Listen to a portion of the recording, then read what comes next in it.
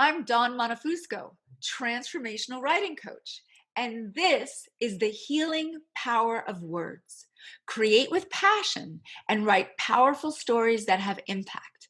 And today we have a colleague and a special guest who really speaks my language, Megan Barnhard. She's a writing coach for bold thinkers who want to use their authentic voice to build their passion-fueled business or share their story of transformation. With 14 years experience as a writing coach and business owner, Megan knows the power of authentic storytelling in marketing and also how challenging it can be to write your own story. Megan helps people find their flow and share their magic message in website content, blog posts, or books so they can attract more of the clients they feel called to serve. In addition to coaching, Megan has authored 3 books about the writing process, blogged about writing for over 6 years, and penned copy for online marketing experts and New York Times bestselling author. Megan, I love this. And the title for this is Storytelling for Transformation. I love it. Right up my alley. So before we get started, what projects are you working on? What's happening in Megan world? Oh, well, I just wrapped teaching a session of a class called Storytelling to Educate, Inspire, and Sell, and it was super fun. It's for business owners who want to incorporate more storytelling into their content. And it was just lovely to see people find their inner storyteller, and just have it be really easy. Yes. In fact, the second to last class we had, one of the participants said, I feel like it's easy. Is that okay? I said, yes, it's more than okay. It's how you're doing it right. So that was super fun. I'm going to run another round of that. And I am learning to play the ukulele.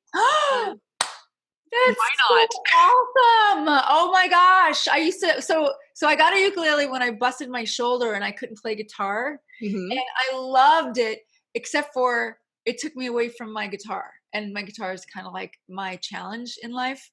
But the ukulele is, I'm going to go back to ukulele once I've mastered a few songs now that my shoulder's healed. But there's a group called the Ukuladies here in Florida. And if you're ever in Portland, you can jump right in and join them. That sounds super fun. I'm trying to learn enough chords so that I can join a friend who has started a girl band and they jam. But you know what is really fun about it? It's reminding me what it's like to be a beginner. Yes. It's reminding me what my clients often experience, which is coming up against something they haven't done before, not knowing how to do it, feeling frustrated and having to decide, am I going to just be frustrated and walk away and say, well, this is dumb and I'm not meant to play ukulele, or am I going to figure out a way through it? And I think that's a really important practice for us to have as coaches. And it's been a while since I've done something where I was just a total beginner, no clue what I'm doing, trying to learn the chords just physically with my hands, trying to learn the strumming patterns, pay attention to it all at once. And, it's a little bit of a, what we call it? Chaos right now. David Beespiel is the founder of the Attic Writing Institute here in Portland. And he has a book, and in it, he calls it creative cross-training for writers. He said writers should try to do play an instrument or paint or whatever they need to cross-train so that they remember that with a little practice, they get better at it, even though writing is the thing that they do. And so I love that you're doing that, creative cross-training. Yeah, I love that it has a name. It's so brilliant because in addition to, being reminded of what it's like to be a beginner and having to learn, it's also reminding me that if we don't know what our process is, we're completely sunk. So when I started hitting those walls, when I was trying to do the rhythm and do the chords at the same time, I was like, okay, wait a minute. Let me backtrack. What was the last thing I was doing that was successful? Oh, yeah. Right. And I was like, just trying to change between these 3 chords while doing a simple strum. And I'm like, oh, okay. And I need to get more dexterous at that. I need to get more speed at that, and then you can add things on. But I'm really, really big on process, writing process, everything process. And transformation. I mean, know that it's possible to transform. Yeah. But you got to have like a sense of where you are. Right. And And Yeah. even that moment of course, like the first YouTube video I watched was really easy and really inviting. And so I was in, I was at the top in uninformed optimism, right? I was like, Ah, this is gonna yes. be amazing. I'm gonna be a star by Saturday.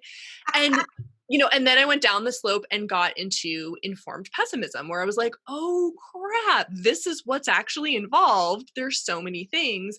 And but What's the just next step? Tell us this. This is awesome. I love the way you're wording this. oh, this is not mine. I don't even remember who this comes from originally, but we start in uninformed optimism. We're like, this is going to be amazing. And then you go down into informed pessimism. And then you eventually come back up to informed optimism. Oh, that's There's another great. step in the middle, right? But we do these slumps. And when you come back up to informed optimism, it has to do with things like having faith that you can make the transformation, Yes. knowing the steps that are involved to get better at something. Often it's getting guidance or getting coaching. It's putting in more hours. Yes. A lot of people stop at the uh, informed pessimism Totally. but it's not truly informed, right? Like they're seeing just a tip of it. That's And all they they're going, see. Yeah. Yeah. yeah, They they're just going, focus on that. I can't do this. This is not for me. It's too hard. And there are all of these assumptions we make too, like how quickly we should be able to get better at. Yes. Oh, I love that you said that. The assumption making on how quickly. I mean, everyone thinks it's supposed to jump into writing and do it right the first time. Like Yeah, a lot of messy stuff. Like, yeah. Well, and I think so much of that is because laptops and keyboards are a regular part of our life, right? right. So as opposed to a ukulele, which you have to like go out and get in particular, or order it online like I did, the keyboard is always there. Pen and paper are always there. And so we now Yeah. have this misconception, like the tools of the trade are so readily available. I should be able to just sit down and clickety clack away. And many people also learned the mechanics, like we learned typing in school. This is amazing that you're saying this. I've wanted someone to talk about this for 5 years on all my series. And this is actually you're nailing this on what I have tried to explain, which is that words and writing is something we do so like all the time with emails. We make these assumptions Yeah. about either the creative process, whether and true stories and are creative, even though they're true. Like Yeah. it You doesn't need to have to be shape the fixed. story in a way that will make it interesting and compelling. I mean, we've all heard somebody tell a terrible, boring story where they just rattled off a list of everything they did, right? And there was no shaping of it. Totally. I remember that from elementary school. Teacher saying, "We don't want a laundry list." Right? This Right. notion of like, don't just tell me everything that happened. Curate it. Um, but yeah, these tools are readily available, and then we sit down and we start, and it's like me with the ukulele where I'm like, I learned 3 chords, I'm a rock star. Oh, fuck. I'm actually funny enough. So I'm learning "The Man" by Taylor Swift. Okay. And so I'll be the man, and I've learned my first bar chord, and whoo, I realized so my goal is one song a month. I learned a John Lennon song last month called Working Class Hero, but this is like a bar chord. So I am like a turtle getting from F to C. But what's funny is 2 days ago I was a snail, now I'm a turtle. Like Hey, you're there's moving on up. incremental stuff. No, I love it. And that's how we write. We Yes. write by, well, that uninformed pessimism, definitely. I think that's fascinating because I think that hits when we're not actually sitting down, right? We're going for a walk. We think about the story. Oh, I got this in the bag. I'm going to sit down. I'm going to write. It's going to be awesome. And then we sit down and it's all of a sudden it's I don't know what, or oh, that sentence is too ordinary, or Mhm. we start to the judge is just hanging out waiting for us to come in. Yeah.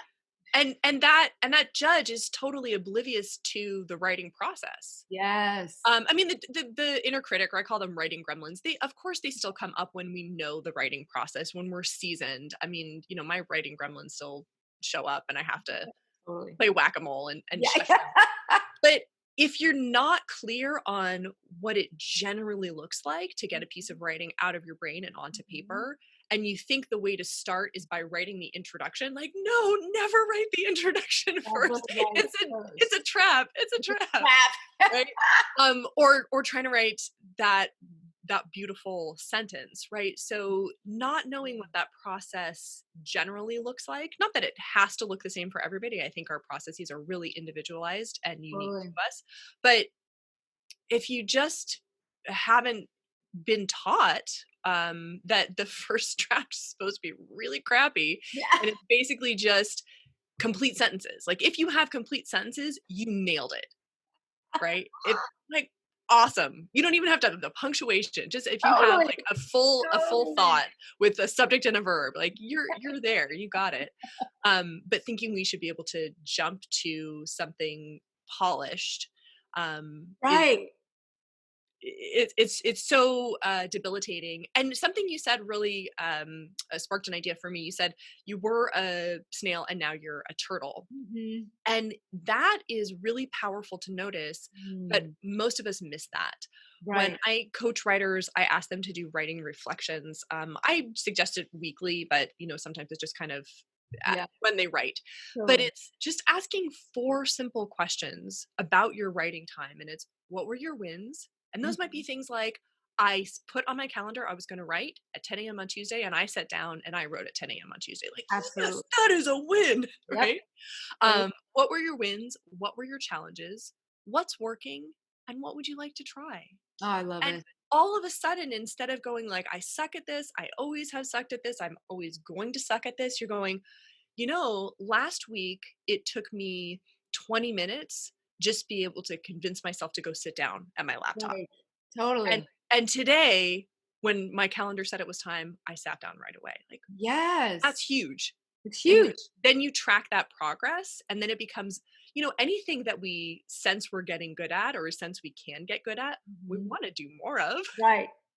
A So, friend of mine said the best line. He said, "Confidence is just the memory of success." And I oh, was I like, love that. "That was genius." I was like, "Is that a quote?" He goes, "I don't know. I just said it." So I was like, love that. Jason Yeah. Zaworski, you get the credit for that. Yeah. I'm all about those small wins. Yeah. And this might be because I came from a background first working with students and teaching Yes, general me too. Yeah. writing to students, but intuitively when you work with young people, like, I got to make this fun. I got to make this interesting. I got to make this inviting. Entertaining too. Yeah. And so pointing out those wins, going like, hey, when you brainstormed like that, look at how easily the ideas flowed. Or, hey, let's use this checklist when we revise. And we're just going to make it really simple and straightforward. And Yeah. I bring those things to working with adults. I think we all deserve to be invited into writing. I agree with you. Fun and fulfilling. More than you know. I mean, I really do. In the book Callings by Greg Lavoie, there's just a little scene where he talks about a professor who goes to work every day. And finally, his little girl, who's like 4 or 5, said, "Daddy, what do you do at work?" And he said, "Oh, I help people learn how to draw." And she goes, "You mean they forgot?" And, and I and I'm like, "Oh my God, that applies to every creative endeavor." It's like It's so beautiful. you have to relearn, right? Yeah. Um, so you well, first of all, I'm going to call the elephant out in the room. So Yeah. we live in some strange and uncertain times. And I believe now is the best time. I used to say now is the best time in all of human history to write because of the internet and being globally connected. And then it got bumped up in 2020 to now is really the best time to write because of the impact you can have and the healing you can go through. Can you tell the audience a little bit about your own story of transformation from being too sensitive to using your sensitivity and intuition as your greatest asset in your writing coaching and the power of storytelling? And just tell us about that transformation and that story. Absolutely. So, as I mentioned, I got started working with kids.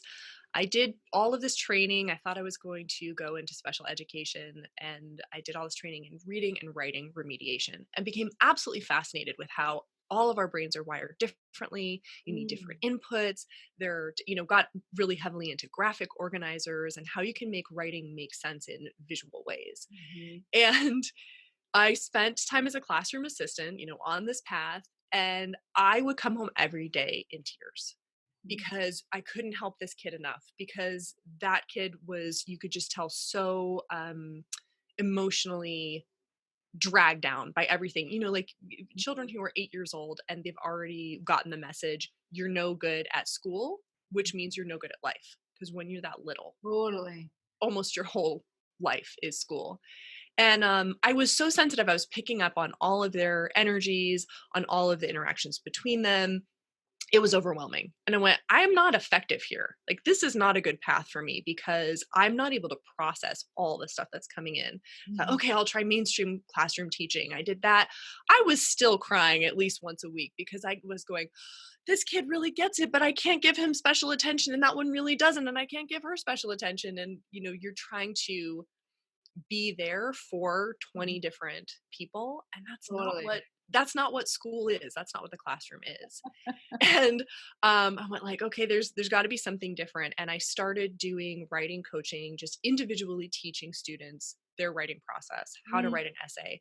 And all mhm. of a sudden it was so relieving. I mean, for both of us, because they would come in to a session with me and be so overwhelmed, and the parents would have their own anxiety, and the parents are hitting me with like, oh, we're worried, she's not going to get into Stanford. And I was like, well, she's Mhm. 10, there's time, let's take a step back. But I was a place where I could absorb their worries and frustrations, because this was like one to one. And then I could absorb the child's worries and frustrations and just say like, all right, let's just talk Mhm. about brainstorming. Let's, what would you like to write an essay about? Pokemon? Sounds good. Let's do it. Tell me all about Charizard. And so like for me, temperamentally, that was a much better fit, because instead of the like 20 different people whose emotions I was trying to absorb and help Totally. with, it's like this one-on-one is like, okay. And then I was able to teach them the writing process. So we were really getting at where those disconnects were, so they weren't Mm. feeling behind anymore. Well, I did that. I worked with students for 10 years before shifting to working with adults. And at that point, I knew how to take the fun with me. I knew how to like bring in all of my writing recipes. And when I was working with business owners, what I started to find that now is at full volume. When I Mhm. first started working with business owners, it was just like this nascent skill. Now it's at full volume.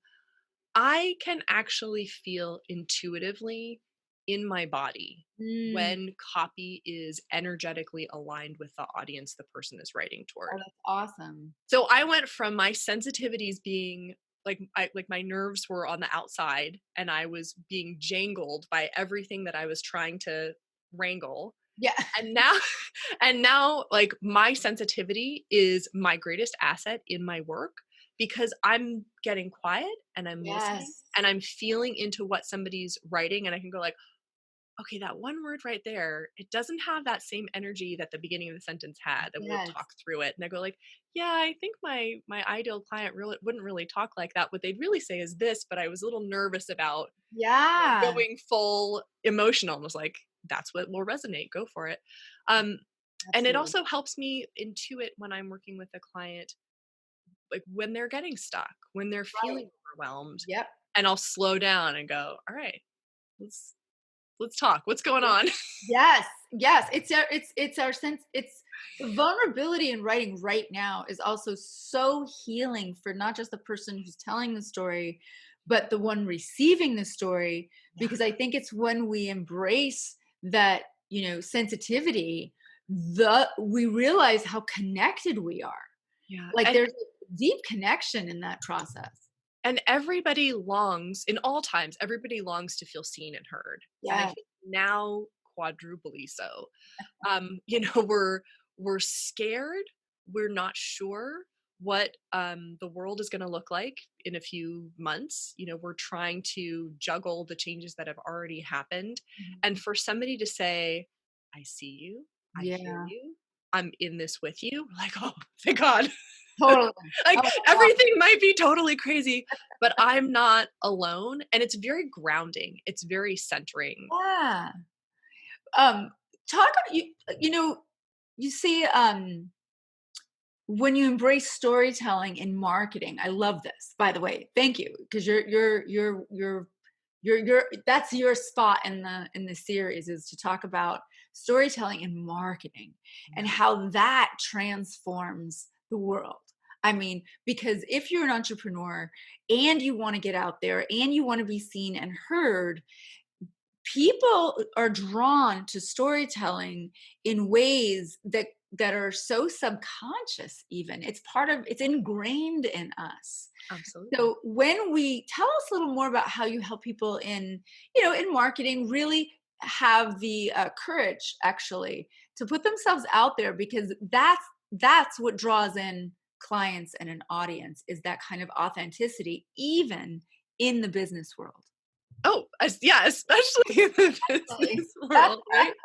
So I'm sure you've noticed this too, Dawn, but I've seen in the last few years this huge explosion of people in the healing space. So whether they are health coaches or productivity coaches or more generally life coaches or career coaches, healers, there are so many people who have really transformational gifts Mhm. that they want to share.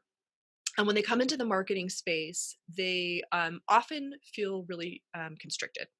They look around, they see a lot of marketing that is what I think is the old style of marketing that really is on its way out, in my Mhm. opinion. But Mhm. the fear based, think of Totally. any cosmetics ad, right? Are you wrinkly? Are you old? Are you unlovable? Are you a bad Totally. person because you don't have this mascara, right? And so these really heart-led coaches come into marketing, they see that and they go, "Oh no." And then they take about 10 steps back and go like, "I just won't market. I'll just, Mhm. kind of do what I'm doing and hope that clients come to me." But there's a new way of marketing that is abundance based as opposed to scarcity based, and Mhm. is, "Hey, are you going through this particular experience right now? Do you wish that you could be here instead? Like, are you learning to play the ukulele and it's going really slow and you're frustrated? But what you would like to be doing is learning, a new lesson every day and getting good enough to play in a girl band? Like, Totally. this is the solution for that. And it's very transparent. It's still need based. It's still pointing out to people like, hey, are you stuck here, but you'd like Mhm. to be here? Mhm. Um, and then it's giving them like, here's the solution. Now that works fine. You could come into marketing and just do that formula. But Mhm. if you do that formula in a story, you get this additional energy of connection and you were talking about vulnerability. Yeah. So there are two basic kinds of stories that I teach people. One are stories about ourselves, and Mhm. that's this brilliant opportunity to be vulnerable. Here's Mhm. something that happened to me that I examined and then came out the other side and Right. had this play out. Exactly. People are like, oh, I connect with you, I've been Yeah. there, had that same And experience. it draws in your ideals, like literally it draws Yes. in your people, your tribe. Yes. And they're like, I want that transformation you had, and I want somebody who knows me. And the other type of stories that I teach people are stories about your clients, Mhm. where you Yeah. get to be the Obi-Wan Kenobi who's like, look at this amazing person and what she did. And these are some of the tools that she used. But stories make things more tangible. So like you asked about people having the confidence to share stories. Um, Mhm. when they hear that reframe, when they hear that there's a way to market that's based on connection and it is storytelling, then it just becomes a lot more motivating. And there's still the fear there about um, sharing our own stories or worrying that we're going to brag, especially for the women entrepreneurs I work with. This comes up Yes. more often. I don't want to toot my own horn. Yeah. So Which there's is still so some weird because fears. guys will toot their freaking horns to kingdom come. Yeah, you know what I did? I did this, and you should hire me. And Yeah. women are more like, well, I felt very generous and I felt like I was really supportive of, and I'm like, no, you saved someone's life. Right. You Right. actually transformed them, and and especially in coach land, we always say things like, well, I didn't do it, my client did it and Yeah. I help support them, which is true. Right. And we have to remember, though, that we don't do things alone. We don't really succeed when we do things alone. Right. So, I say people, writers who write together thrive together, and having a writing coach and an accountability coach who will also help you get that story out of you by Right. asking certain questions is especially for women, what we need to make sure we are tooting our horns. Right. And the also the reframe that I always give people is somebody needs your message. Yes. That goes right to the heart for because I love working with transformational coaches Mhm. um as clients. And that goes right to the heart for them. And then you can kind of see the shift where they're like, oh, okay, uh-oh. Yes. Like now I'm not comfortable holding back because somebody needs my message, somebody Right. needs my gift, and they can't get it unless I tell them about it and they know, what services I offer and how to get in touch with me. So I don't take it to the point of I don't want it to be a guilt trip. I don't want it to No, be, no. oh, you're hiding and somebody, Yeah. but just far enough where it's like, it's not about you. So it's totally Yes, it's not about not about you. you. My coach always, say things like, "You're making it about you." Yeah. Like before, when I was afraid to even charge what I'm worth. I'm a Yeah. master level coach with, over 15 years experience and more certifications and everything and da da da da.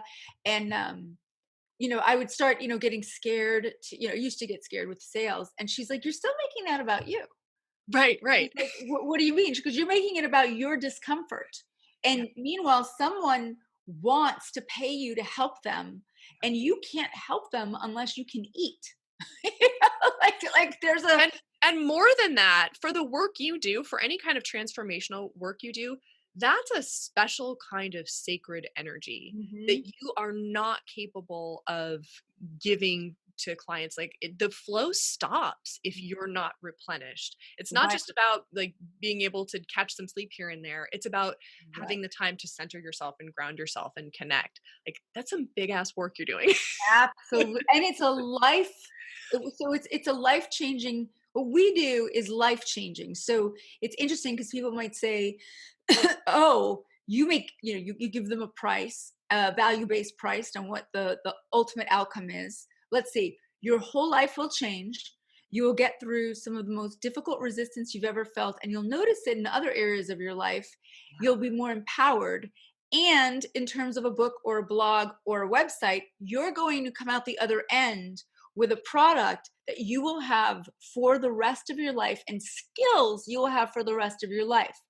So, no, this is not an hourly wage, especially when the client is on your mind all the time. I joke and I say, "So, do you want me to charge? You want me to charge you by the hour?"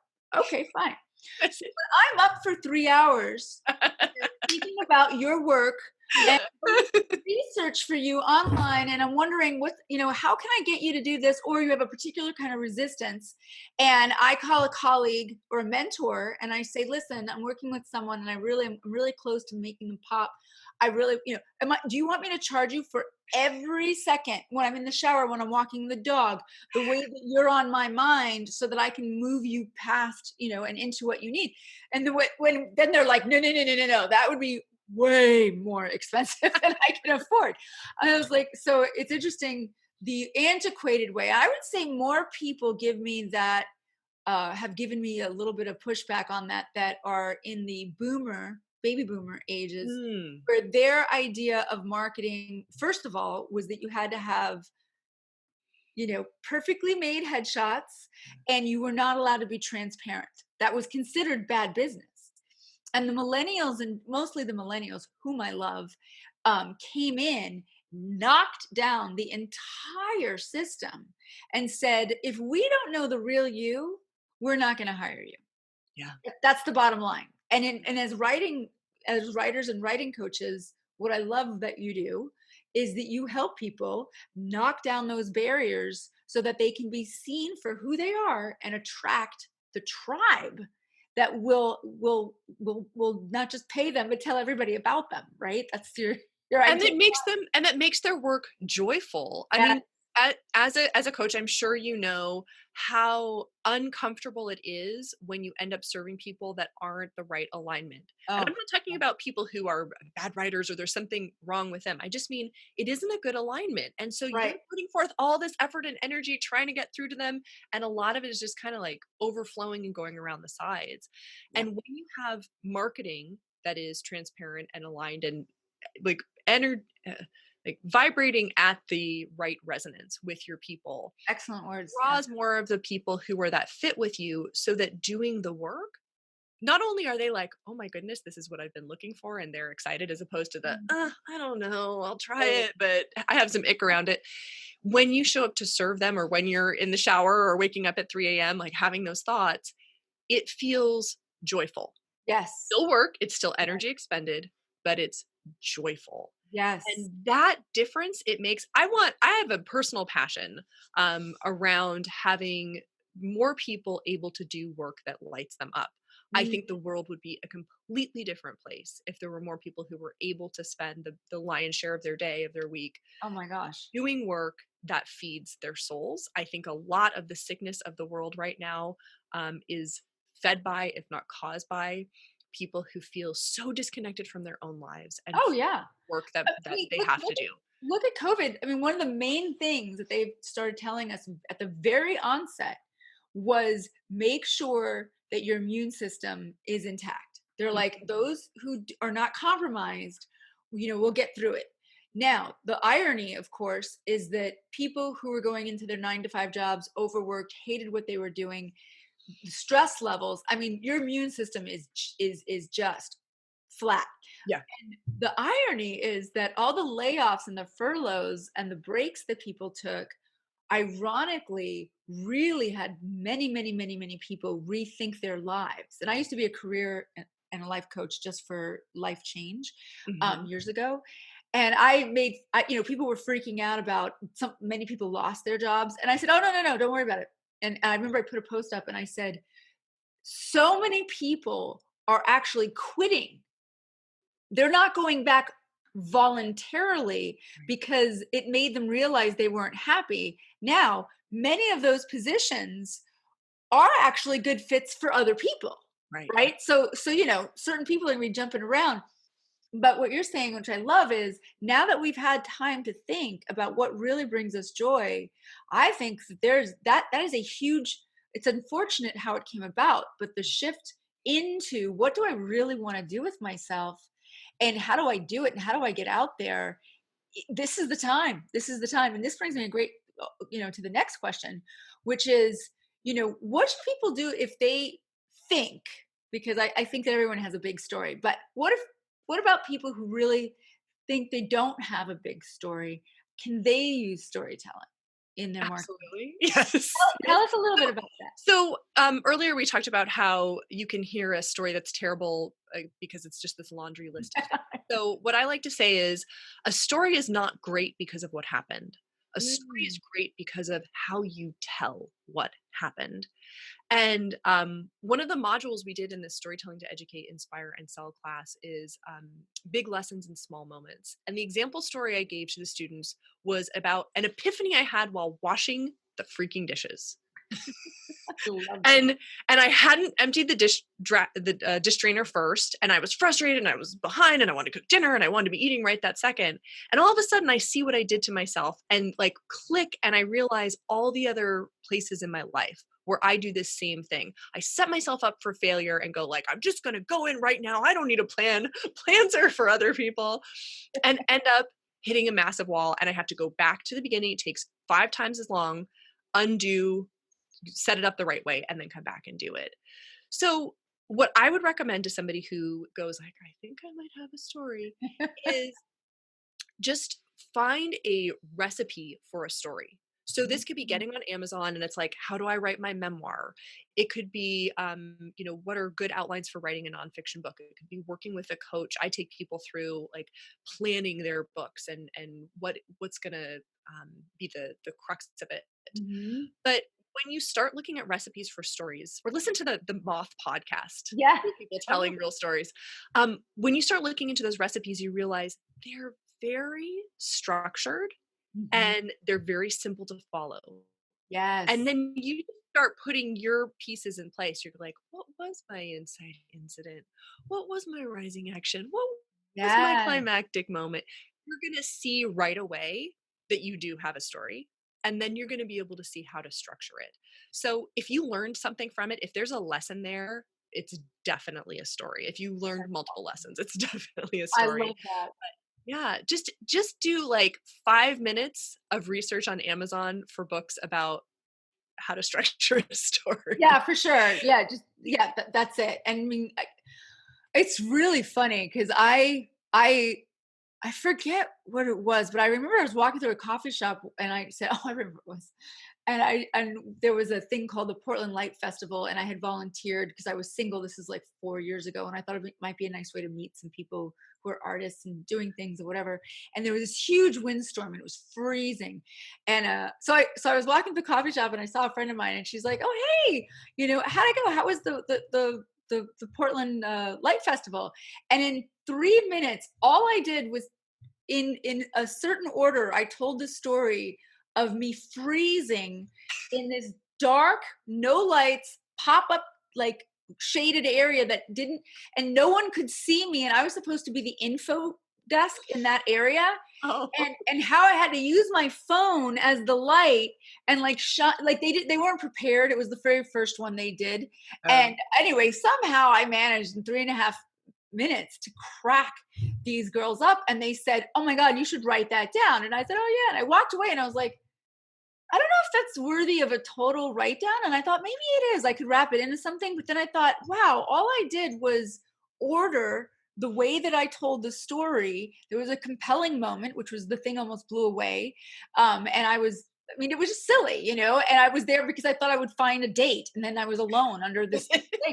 And Alone freezing. alone freezing in the and it was and I remember, I'll never forget that. And I thought, I've come a long way, because Yeah. I remember back in school they said things like, if when you get to the point where you can write a compelling story about a wire hanger, forget about mommy dearest. That wasn't the reference.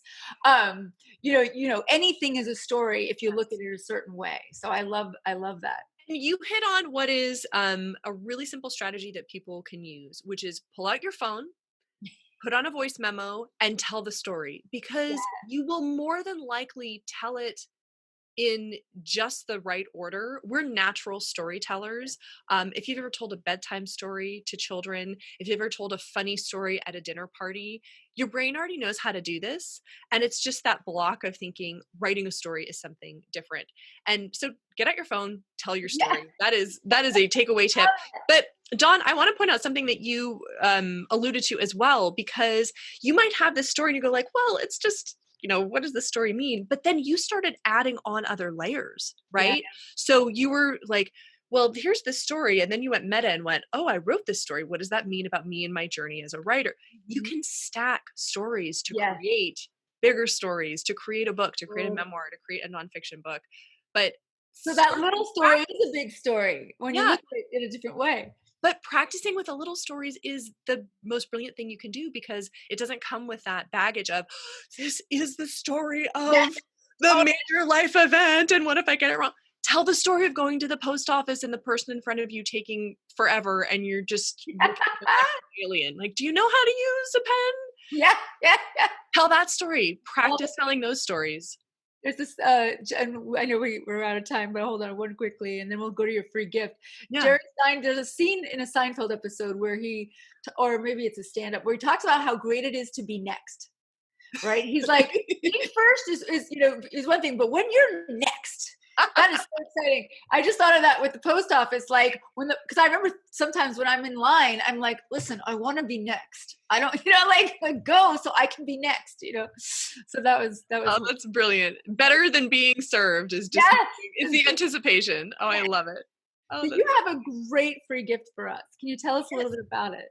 absolutely. It is called the Magic 3-Step Trick to Stop Chasing Your Ideas and Start Writing Right Now. And it will help you learn the secret to defeat overthinking, cut through the chaos, and get clear on your ideas and tap into your flow and unleash your creativity. Love it.